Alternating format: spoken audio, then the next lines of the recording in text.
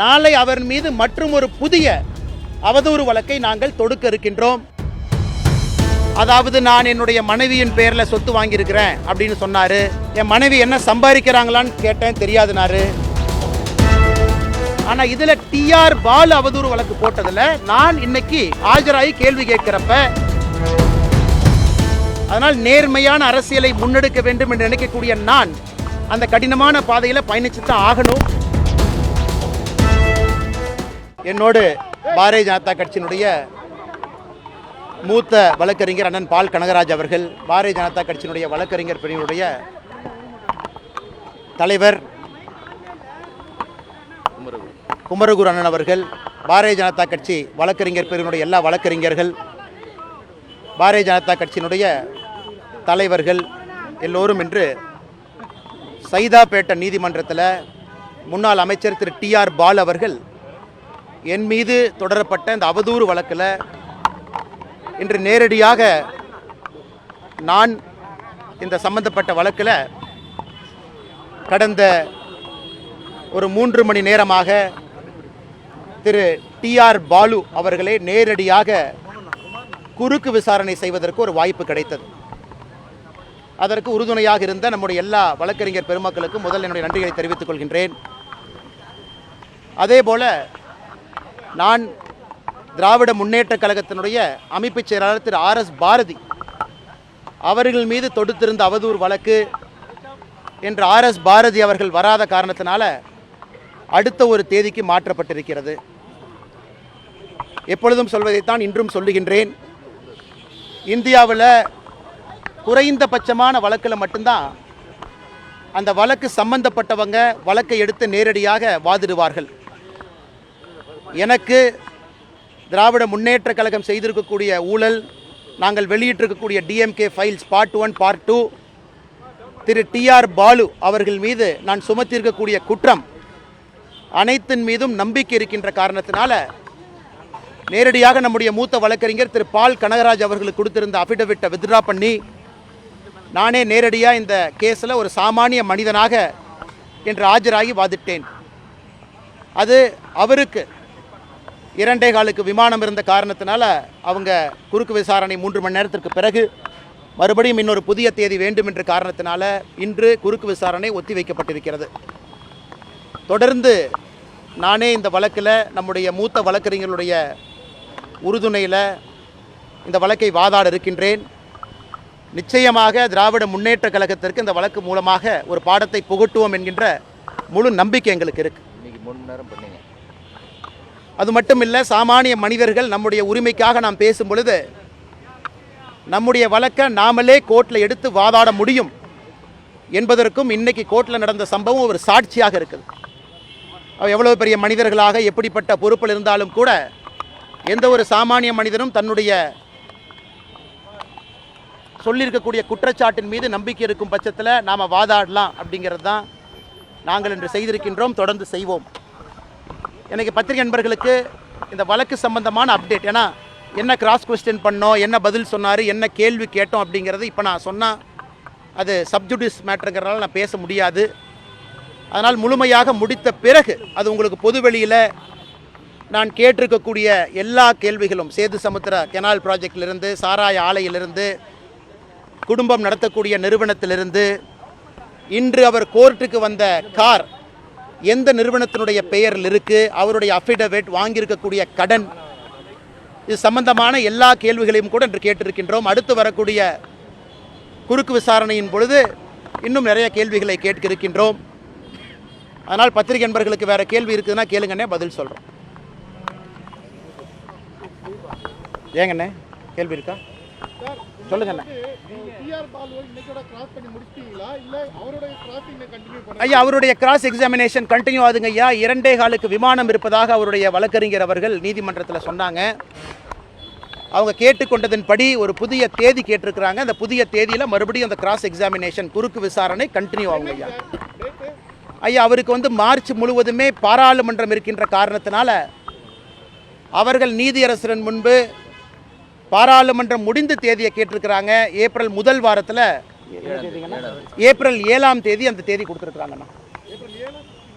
April 7ஆம் தேதி அண்ணா RS Bharathi அவர்கள் அவர்களுடைய தேதி எப்பண்ணா?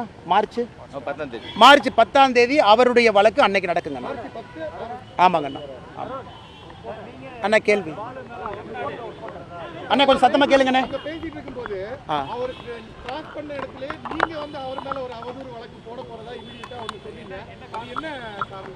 அண்ணா நாம் கிராஸ் கொஸ்டின் அவருடைய, அதாவது இந்த வழக்கை பொறுத்தவரை நான் அவர் மீது சொல்லியிருக்கக்கூடிய டிஎம்கே ஃபைல்ஸ் குற்றச்சாட்டுக்கு அவர் அவதூறு வழக்கு போட்டிருக்கிறார். ஆனால் நான் கேட்ட கேள்விக்கு அண்ணன் பதில் சொல்லாமல் என் மீது ஒரு புதிய அவதூறு அங்கே ஆரம்பித்தார். அதாவது நான் என்னுடைய மனைவியின் பேரில் சொத்து வாங்கியிருக்கிறேன் அப்படின்னு சொன்னார். நான் கேட்டேன், என் மனைவி என்ன படிச்சிருக்காங்கன்னு தெரியுமான்னு கேட்டேன், தெரியாதுனாரு. என் மனைவி என்ன சம்பாதிக்கிறாங்களான்னு கேட்டேன், தெரியாதுனாரு. என் மனைவி மல்டிநேஷ்னல் கம்பெனியில் வேலை பார்க்குறாங்களான்னு தெரியுமான்னு கேட்டேன், தெரியாதுனாரு. நாங்கள் வாங்கியிருக்கக்கூடிய சொத்து முழுவதும் வருமான வரித்துறை கட்டி வாங்கப்பட்ட சொத்துன்னு கேட்டேன், தெரியாதுனாரு.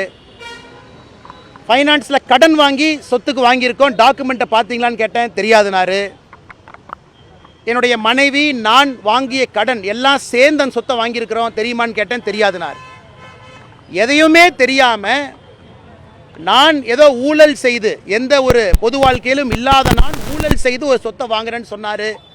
அதற்காக கிராஸ் எக்ஸாமினேஷன் நடக்கும் பொழுதே அதை நீதியரசரிடம் பதிவு செய்துவிட்டு நாளை அவர் மீது மற்றும் ஒரு புதிய அவதூறு வழக்கை நாங்கள் தொடுக்க இருக்கின்றோம். எங்களுடைய வழக்கறிஞர்கள் அண்ணன் குமரகுரு அவர்கள் வழக்கறிஞருடைய தலைவராக இருக்கிறாங்க. அவர் அனுமதி வாங்கி அண்ணன் பால் கனகராஜ் அவர்கள் எங்களுடைய மூத்த வழக்கறிஞர், அவர் இந்த அவதூறு வழக்கை மற்றும் தொடுக்க போகிறோம். அதனால் இந்த கேஸை பொறுத்த வரைக்கும் நாங்கள் விடப்போகுது கிடையாது. நான் அந்த அவதூறு வழக்கில் சொத்தை எப்படி வாங்கினோம், எங்களுடைய பேங்க் அக்கௌண்ட்டில் நானும் என் மனைவியும் திருமணத்திற்கு பிறகு 15 ஆண்டுகளில் எவ்வளோ சம்பாதிச்சிருக்கோம், என்னுடைய மனைவி எந்த நிறுவனத்தில் ஐஏஎம் பெங்களூரில் படித்த பிறகு மும்பையில், பெங்களூரில், சென்னையில் வேலை பார்த்த நிறுவனத்தில் வாங்கியிருக்கக்கூடிய சம்பளம், எக்ஸ்ட்ரா நாங்கள் வாங்கிய கடன் அனைத்தையும் அந்த அவதூறு வழக்கின் பொழுது பொதுவெளியில் வெளியிட இருக்கின்றோம். அதே போல் இன்னொன்று சொன்னார், நான் சென்னையிலே தங்கியிருக்கின்ற காரணத்தினால நண்பர்கள் வந்து இந்த டிஎம்கே ஃபைல்ஸில் சொல்லியிருந்தேன் வீட்டு வாடகையை கொடுக்குறாங்க அப்படின்னு. அதையும் ஒரு அவதூறாக சொன்னார். அதுக்கும் நான் பதில் சொன்னேன். நான் சென்னையில் இருப்பது பாரதிய ஜனதா கட்சியினுடைய மாநில தலைவர் என்கின்ற பொறுப்பினால் மட்டும்தான் இருந்தேன். எனக்கு சென்னையில் பிஸ்னஸோ எதுவும் கிடையாது. கட்சி பொறுப்புக்காக கோயம்புத்தூர், கரூர்லேருந்து சென்னைக்கு வந்தேன். அப்போ கட்சிக்கும் நம்முடைய வீட்டுக்கும் இருக்கக்கூடிய தொடர்பு, கட்சிக்கு என்னுடைய நண்பர்கள் யாரெல்லாம் எனக்கு சார்பாக கட்சிக்கு பணம் கொடுத்துருக்குறாங்க, அந்த பணத்தை கட்சி எப்படி எனக்கு பேங்க் அக்கௌண்ட்டில் செலவு பண்ணியிருக்காங்க, எல்லாத்தையும் இந்த அவதூறு வழக்கில் கொண்டு வர போகிறோம். நான் ஜென்ரலாக யாராச்சும் பேசினா அவதூறு வழக்கெல்லாம் நான் போடவே மாட்டேன். ஆனால் இதில் டிஆர் பாலு அவதூறு வழக்கு போட்டதில் நான் இன்னைக்கு ஆஜராகி கேள்வி கேட்கிறப்ப மறுபடியும் தப்பிப்பதற்காக ஒரு புது அவதூறை சொன்னதற்காக அவர் மீது மற்றும் ஒரு அவதூறு வழக்கை தொடுக்க இருக்கின்றோம். அதில் எல்லாம் வெளியே வரட்டும். நான் ஏற்கனவே டிஎம்கே பார்ட் ஃபைல்ஸ் வெளியிட்ட பொழுது கடந்த 20 ஆண்டுகளாக என்னுடைய மொத்த சொத்து பட்டியலை வெளியிட்டோம். இந்த முறை டிஆர் பாலு அவர்கள் மீது தொடுக்கக்கூடிய அவதூறு வழக்கின் பொழுது நானும் என்னுடைய மனைவியும் நான் அரசியலுக்கு வந்த பிறகு வாங்கிய சொத்துக்கள் ஏதாவது இருந்தால் ஒரு விவசாய நிலம் வாங்கியிருக்கிறோம். அந்த விவசாய நிலத்திற்கு பணம் எங்கிருந்து வந்தது எல்லாம் பொதுப்படையில் இருக்கும். கடன் வாங்கியிருக்கிறோமா 2.5 கோடி ரூபாய் கடன், அதுவும் பொதுப்படையில் இருக்கும்.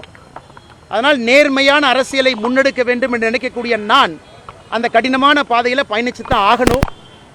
எனக்கு இந்த டிஆர் பாலு அவர்கள் மீது நான் தொடுக்கக்கூடிய புது அவதூறு வழக்கு என்பது இதையெல்லாம் பொது வெளியில் பத்திரிகை நண்பர்கள் மூலமாக தமிழக மக்களுக்கு சொல்வதற்கு ஒரு வாய்ப்பாக பயன்படுத்தி எல்லாத்தையும் வெளியே சொல்வதற்கு இந்த அவதூறு வழக்கை பயன்படுத்தி கொள்ள இருக்கின்றோம்.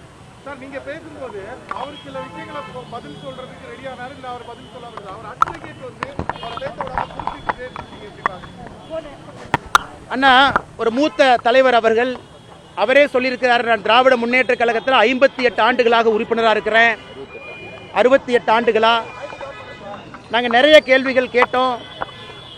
எதற்கு தஞ்சாவூரில் வடசேரி பகுதியில் உங்கள் மீது 14 ஆண்டுகளாக தொடர்ந்து கருப்பு தினமாக வடசேரி மக்கள் அந்த பகுதியில் கருப்பு தினத்தை அனுசரிக்கிறாங்க? எதற்காக வேறு வேறு தலைவர்கள் உங்கள் மீது நீங்கள் கப்பல் வாங்கியதெல்லாம் சொன்னாங்க, அவங்க மீதெல்லாம் அவதூறு வழக்கு தொடுத்தீங்களா? சுப்பிரமணிய சாமி அவர்கள் மீது, மேடம் ஜெயலலிதா அவர்கள் மீது இவர்கள் மீது, அண்ணன் எம்கே அழகிரி அவர்கள் மீது, அதெல்லாம் ஸ்பெசிஃபிக்காக கேட்டோம். எம்கே அழகிரி அவர்கள் நீங்கள் ஊழல் செஞ்சனால தான் 2009 கேபினெட்டில் இல்லைன்னு சொன்னார். அழகிரி அவர்கள் மீது அவதூறு வழக்கு தொடுத்தீங்களான்லாம் கேட்டோம். இதுவரை டிஆர் பாலு அவர்கள் சம்பந்தப்பட்ட பொது வாழ்க்கையில் எல்லா கேள்விகளையுமே கேட்டுக்கொண்டிருக்கின்றோம். இன்று அவர் வந்த கார் கூட தெரியாது, ஏதாச்சும் கார் இருந்தால் ஏறி உட்காந்துட்டு வருவேன் தான் சொன்னார். அதையும் ஆழமாக கேட்டிருக்கின்றோம். காரணம், தமிழக மக்களுக்கு இதன் மூலமாக பல விஷயங்களை தெளிவுபடுத்துவதற்கு ஒரு வாய்ப்பாக பார்க்கின்றோம். நீதியின் மீது முழு நம்பிக்கை இருக்கிறது, நீதி வெல்லும் என்கின்ற முழு நம்பிக்கையும் இருக்குது. அதனால் அடுத்த கிராஸ் எக்ஸாமினேஷனில் அதை கண்டினியூ பண்ண போகிறோம்.